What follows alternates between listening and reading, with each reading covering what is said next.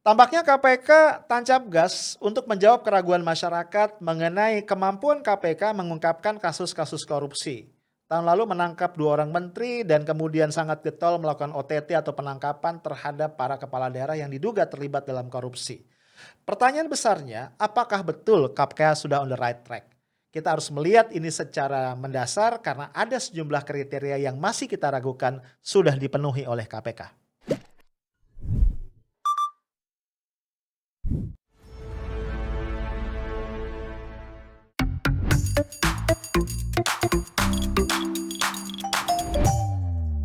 Hai guys, kita ketemu lagi ya malam ini Selasa 2 Maret 2021. Ya mungkin lu masih capek nih ya setelah seharian nih bekerja, tapi nggak apa-apa ya. Kita nongkrong lagi di sini, gua temenin lu istirahat dan kita akan ngobrol-ngobrol tentang KPK. Ya, pasti ada yang ngedumul, ya ngomongin korupsi lagi nggak apa-apa guys ya kan. Kita nih sebagai masyarakat sipil harus terus nih mengawal KPK karena bagaimanapun KPK ini menjadi harapan kita nih untuk penegakan hukum, untuk Indonesia yang lebih bersih ya. Guys, kita perlu apresiasi ya memang karena nampaknya KPK ini sedang tancap gas nih untuk menunjukkan, membuktikan kepada masyarakat, kepada kita semua bahwa KPK masih tetap bertaji, masih tetap kuat gitu ya. Lo ingat gak sih waktu konvers atau bukan konvers ya, waktu ada RDP di Komisi 3 ya tahun lalu ya kalau nggak salah, itu Ketua KPK Firly Bahuri mengingatkan kan anggota DPR yang ngomong ya kepada anggota DPR, kepada kita semua bahwa pejabat yang korupsi di masa pandemi itu akan terancam hukuman mati. Dan gue ingat banget waktu statement Pak Firly mengatakan KPK tidak bisa dilemahkan. Nah, jadi rupanya KPK berusaha ngebuktiin itu ya. Tahun lalu aja di akhir tahun ya kita ingat ada 2 menteri sekaligus yang ditangkap oleh KPK. Ya, yang satunya OTT, yang satunya adalah bukan pengembangan juga ya, kayaknya terkait dengan OTT yang dilakukan sebelumnya. Ya, jadi yang kena OTT adalah mantan Menteri Kelautan dan Perikanan Edi Prabowo, kader Gerindra. Ya, kemudian nggak lama sesudah itu adalah Mensos Juliari Peter Batubara dalam konteks korupsi bansos di Kemensos ya. Kan kita ingat ya, sebelumnya beberapa tersangka lainnya itu sudah ditangkap duluan ya, OTT, kemudian Juliari Peter Batubara menyusul. Kalau gua nggak salah ya, seingat gua sampai saat ini sudah ada 5 yang jadi tersangka dan bahkan ada yang sudah mulai disidangkan. Ya, ini bisa jadi dikatakan sebagai prestasi. Bahkan ini juga yang di-highlight oleh Menko Polhukam Mahfud MD.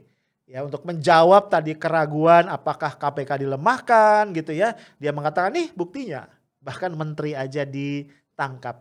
Ya walaupun gua sih punya pandangan lain juga ya. Bisa jadi oke ketika KPK menangkap menteri itu artinya KPK ini masih punya kekuatan. But on the other hand artinya korupsi kita dahsyat. Ya gak sih? Bener kan? Menteri aja korupsi lu bayangin ya. Kan kalau menterinya korupsi itu kita bisa bayangin yang di bawah-bawahnya gimana. Lu masih ingat gak sih peribahasa ya dulu mengatakan guru kencing berdiri, murid kencing berlari kan.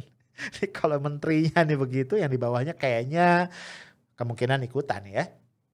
Tim KPK telah mengamankan 6 orang pada hari Jumat tanggal 26 Februari 2021 kurang lebih jam 23.00 sampai dengan dini hari di 3 tempat yang berbeda di daerah Sulawesi Selatan. Yang pertama adalah rumah dinas saudara IR di kawasan Harta Sening, Jalan Pors Bulukumba, dan rumah jabatan dinas Gubernur Sumatera Sulawesi Selatan sebagai berikut. Yang pertama adalah AS, profesi adalah sebagai kontraktor. Yang kedua NY sebagai supir daripada saudara AS, seorang kontraktor. Ketiga SB adalah ajudan dari saudara NA. ER jabatan adalah sekretaris dinas PUPR Provinsi Sulawesi Selatan. F pekerjaan adalah sopir dari keluarga saudara IR. NA adalah Gubernur Sulawesi Selatan. Nah kemudian kemarin nih guys ya, kita dengar KPK juga menangkap Gubernur Sulawesi Selatan ya, Pak Nurdin Abdullah. Dari kediaman resminya, rumah dinasnya di Makassar, bersama beberapa orang ditangkap langsung dibawa ke Jakarta. Ini penangkapan yang cukup dramatis guys, karena Pak Nurdin Abdullah mengaku ketika ditangkap dia itu lagi tidur dan dia bersumpah demi Allah katanya gitu ya, saya nggak tahu apa-apa soal alasan penangkapan saya. Walaupun kemudian dari jejak digital, media segala macam mengungkap sebenarnya ada beberapa sepak terjang dari Pak Nurdin Abdullah di Sulawesi Selatan yang menimbulkan pertanyaan. Ya, bahkan juga terkait ya muncul nama salah satu teman Ahok misalnya ya, Suni Tanuwijaya yang ternyata memang tampaknya spesialis ya, menghubungkan antara penguasa dengan pengusaha gitu ya. Ini ada kaitannya dengan tambang pasir, ada kaitannya dengan pembangunan Makassar Newport dan segala macam ya. Nah, guys, jadi kembali menurut gua memang layak ya KPK mendapatkan apresiasi. Walaupun terus kita dorong supaya proses-proses ini berjalan dengan baik. Tapi gue ingin mengingatkan lu semua, kalau kita ingin mengatakan bahwa satu proses penanggulangan atau penanganan korupsi itu berlangsung dengan baik, kita ingin memberikan judgement bahwa KPK sudah menunjukkan kinerja yang berkualitas guys. Setidaknya itu ada 3 kriteria yang harus kita nilai. Nah, yang pertama kriterianya adalah mengenai pengungkapan kasusnya itu sendiri. Jadi maksud gua gini, ketika sebuah kasus itu diselidiki dan disidik oleh KPK, apakah kemudian KPK mampu ya untuk menguliti ya, untuk masuk menggali terus kasus itu sampai ke akar-akarnya dan kemudian mengungkap aktor intelektual yang paling tinggi ya dalam rantai korupsi. Karena kan korupsi tadi kan setiap kasus biasanya punya rantai yang sangat panjang ya. Ada orang yang paling depan, terus di tengah, ada yang paling belakang, gitu ya. Nah, di sini pertanyaannya adalah sejauh mana KPK mampu mengusut sampai ujung. Ini satu, ya. Gua kasih contoh. Kalau kita ngomong tentang korupsi bantuan sosial, ya di Kemensos. Ya, ini kuat dugaan ya, ini yang membuat kita merasa agak sesak di dada ya. Kuat dugaan bahwa KPK seolah-olah ya melokalisir kasus ini hanya sampai pada Juliari Peter Batubara sebagai mantan Mensos. Dan mencegah ini melebar ke kanan kiri atau bahkan naik ke atas. Ya bahkan ya kalau kita baca berita-berita majalah Tempo atau koran Tempo sebelumnya seputar kasus ini, sebelum Juliari Peter Batubara itu ada upaya ya untuk menghentikan kasus sampai level pejabat Kemensos, penjabat pembuat komitmen seperti Adi Wahyono. Ya. Nah, tapi ternyata karena satu dan lain hal akhirnya kena juga tuh Juliari Batubara. Nah, kenapa gua katakan ada upaya menghentikan kasus sampai Juliari saja? Kita tahu guys bahwa dalam rekonstruksi yang dilakukan oleh KPK sendiri itu muncul nama politisi PDIP yang lain, yaitu Ihsan Yunus. Bahkan sebelumnya dalam investigasi Tempo juga muncul nama Herman Heri ya. 2 orang ini dikatakan mendapatkan jatah jumbo ya di dalam pengadaan bansos, dalam pengadaan paket sembako yang merupakan paket bansos itu. Nah, nama Ihsan Yunus kemudian muncul di dalam rekonstruksi. Bahkan KPK sudah sempat menggeledah rumah orang tua Ihsan Yunus, kemudian rumah dari Agus Triyogaswara, orang kepercayaan dari Ihsan Yunus, dan juga bahkan rumah Ihsan Yunus sendiri. Ya. Yang membuat kita kaget ya, disoroti oleh ICW dan juga YLBHI, ternyata dalam surat dakwaan dari jaksa penuntut umum yang menuntut Harifan Sidabuke, ini adalah orang swasta yang disangkakan atau didakwa sebagai atau dituduh ya sebagai pemberi suap, nama Ihsan Yunus hilang ya, tidak disebut sama sekali dalam surat dakwaan. Demikian pula posisi Agus Triyogaswara tidak dijelaskan. Nah, kondisi ini guys membuat kita bisa menduga atau patut menduga memang ya dalam konteks tadi membongkar sebuah kasus sampai ke akarnya ini masih dipertanyakan.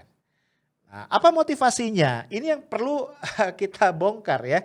Karena kemudian sebagian pihak menduga ini berkaitan dengan upaya untuk menutup jalur ke arah Madam ya, Madam Bansos. Tokoh yang sering disebut-sebut oleh berbagai pihak termasuk oleh investigasi Tempo ini berada di puncak dari rantai korupsi Bansos Kemensos. Ini satu ya kriteria sejauh mana KPK mampu membongkar sebuah kasus secara mendalam. Yang kedua, kualitas penanggulangan korupsi itu ditentukan atau dinilai dari sejauh mana kemudian ya orang-orang yang disangka terlibat itu kemudian bisa dibawa ke pengadilan dan kemudian mendapatkan hukuman yang maksimal, ya mendapatkan hukuman yang memang selayaknya, yang memenuhi rasa keadilan dari masyarakat. Nah, sejujurnya guys, ini juga masih menjadi pertanyaan besar ya. Karena kalau kita tahu misalnya Juliari Peter Batubara sampai saat ini baru disangkakan dengan pasal menerima suap. Ya. Jadi Juliari belum dikenakan dengan pasal korupsi yang menimbulkan kerugian negara. Dampaknya kalau sekarang orang ribut-ribut tentang upaya menjatuhkan hukuman mati kepada Juliari, menurut gua siap-siap kecewa ya, jauh panggang dari api. Kenapa? Karena klausul pemberatan yang bisa menjatuhkan hukuman mati itu hanya berlaku kalau yang disangkakan atau yang dituduhkan adalah korupsi yang menyebabkan kerugian negara. Sementara yang diberikan kepada Juliari itu baru adalah pasal menerima suap atau gratifikasi. Yang ancaman hukumannya dari 4 tahun sampai dengan 20 tahun penjara. Ya lu coba lihat deh file-file lama ya. Ada banyak koruptor yang kemudian itu hanya mendapatkan tuntutan atau hukuman yang sangat-sangat ringan. Ya contoh lah misalnya Joko Chandra. Dengan segala macam kasusnya itu lu bayangin ya. Joko Chandra itu hanya dituntut 2 tahun penjara saja. Ya. Alasannya juga sangat manusiawi ya. Yaitu karena dia sudah berusia lanjut. Gua gak tahu nih mau ketawa atau mau marah ya. Ini yang kedua ya, jadi apakah kemudian kasus-kasus yang sudah dibongkar itu bisa dibawa ke pengadilan dan mendapatkan hukuman maksimal, hukuman yang setimpal sesuai dengan bobot kejahatannya sehingga memenuhi rasa keadilan masyarakat. Nah yang ketiga guys, kualitas dari upaya untuk pemberantasan korupsi juga terkait dengan apakah kemudian KPK mampu memberikan rekomendasi perbaikan dalam sistem. Sehingga apa? Sehingga kasus-kasus korupsi dengan modus yang sama ya itu tidak terus-menerus berulang. Ya karena kalau kita lihat ya, ini kasus-kasus korupsi yang muncul, yang berseliweran di media, yang kita baca tiap hari, yang gua obrolin sama lu di podcast gua, itu rata-rata modusnya sama. Ya. Ya lu jangan bayangin korupsi 500 juta, 1-2 miliar. Ya itu sih gampang ditangkap, diendus oleh KPK gampang banget. Yang jauh lebih berbahaya adalah kasus-kasus korupsi kebijakan guys. Ya bagaimana ada ijon politik ya. Di mana seorang calon pejabat publik yang akan maju dalam pemilu atau pilkada didanai oleh cukong. Kemudian ada deal sehingga ketika dia menjabat cukongnya akan menagih janji ya. Dan dibuatlah kebijakan-kebijakan yang menguntungkan sang cukong, membuat dia mendapat privilege dalam bisnisnya misalnya, dengan cost ya, dengan kerugian yang ditanggung oleh masyarakat dan bahkan oleh negara. Nah, gue belum dengar sih ya, KPK punya formula yang teruji, yang proven, yang baku, yang itu kemudian disodorkan kepada para penyelenggara negara untuk diterapkan, sehingga tadi korupsi politik ya, yang ini benar-benar mendominasi demokrasi dan politik kita ini bisa dikurangi setidaknya. Kalaupun belum bisa dihilangkan sepenuhnya. Nah guys, ada satu lagi nih ya. Gue nih lagi senang ya, iseng buka file-file lama, jejak-jejak digital, berita-berita online gitu ya. Gue menemukan Gue menemukan anomali ya. Pasca revisi Undang-Undang KPK ya di akhir-akhir tahun 2019 dan juga pergantian komisioner KPK dari Pak Agus Raharjo CS ke Pak Firly Bahuri dan teman-temannya. Apa yang gue temukan begini, pada satu sisi guys Pak Agus Raharjo itu gue ingat banget pernah mengatakan bahwa mayoritas pasien ya tanda kutip yang berurusan dengan KPK, ya maksudnya orang-orang yang tangkap KPK itu adalah anggota DPR dan DPRD. Itu yang paling besar prosentasenya ya. Walaupun ada juga kepala daerah, ada juga yang lain-lain ya. Tapi DPR dan DPRD itu merupakan mayoritas. Sampai-sampai beliau itu merasa prihatin dengan itu ya. Dan mengatakan ini kayak jadi cerminan buruk lah dari demokrasi kita. Nah, sejalan dengan itu guys, survei dari Transparansi Internasional Indonesia itu juga sampai pada kesimpulan bahwa publik punya persepsi sampai hari ini, karena surveinya tahun 2020 ya, publik punya persepsi bahwa lembaga yang paling koruptif itu adalah DPR. Kaget kan? Gue juga kaget ya. Ternyata bukan yang lain-lain, tapi Dewan Perwakilan Rakyat. Itu lembaga yang dianggap oleh publik paling koruptif.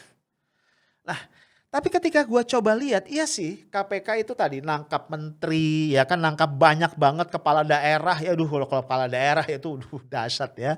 Kayaknya hampir tiap hari deh ya kita dengar kepala daerah kena lagi, OTT, pengembangan kasus segala macam. Yang terakhir ya Pak Nurdin Abdullah ya. Ya tinggal lu cek aja ya, dari sekian banyak kepala daerah yang ketangkep itu partainya mana aja. Gua nggak mau sebut ya, ntar gue dihajar sama buzzer lagi. Ya. Menteri, kepala daerah, anggota DPRD itu banyak banget yang kena. Tapi ada satu kategori pejabat publik yang gua nggak lihat nih, ya. Kena OTT, ditangkap KPK, misalnya itu pasca revisi Undang-Undang KPK, pasca tim komisioner KPK yang sekarang ini menjabat. Coba deh lu cari, ya. Gua nemuin satu ya, tapi ternyata itu adalah mantan anggota DPR, kalau gua nggak salah dari P3 itu beberapa periode yang lalu. Jadi bukan anggota dewan yang saat ini. Sementara itu beberapa anggota dewan yang diduga terkait dengan kasus gitu kan ya ternyata bebas melenggang. Ini gue sempat ngelis beberapa ya yang ada dugaan kasus. Misalnya ada kasus yang terkait dengan Joko Chandra dan Jaksa Pinangki. Masih ingat Ibu Jaksa yang manis itu ya? Ini ternyata ada dua nama kan kader dari Gerindra yang sempat dilaporkan oleh Bonyamin Saiman ya. Ini dari MAKI Masyarakat Anti Korupsi Indonesia ke KPK. Sampai hari ini gua nggak tahu kabarnya gimana ya. Lalu ada juga ini ada OTT KPK ya. Kan kalau lu tahu waktu OTT kasus Benur ya. Itu istri dari Pak Edi Prabowo juga sempat ditangkap ya, ikut ditangkap oleh KPK walaupun kemudian dilepaskan ya karena tidak dikenai status sebagai tersangka.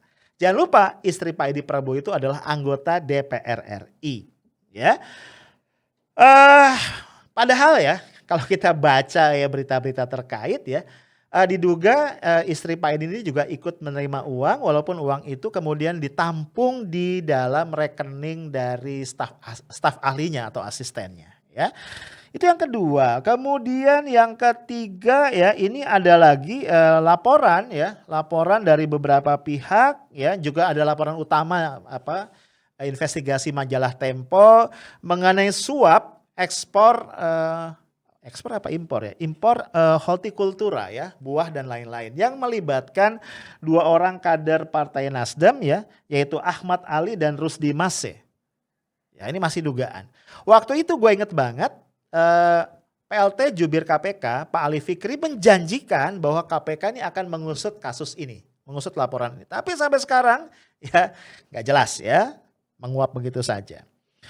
Jangan lupa ya sebelumnya anggota DPR calon anggota DPR yang gagal menjadi anggota PAW Harun Masiku. Lu bayangin ini kan kasusnya kasus dugaan suap ya guys ya.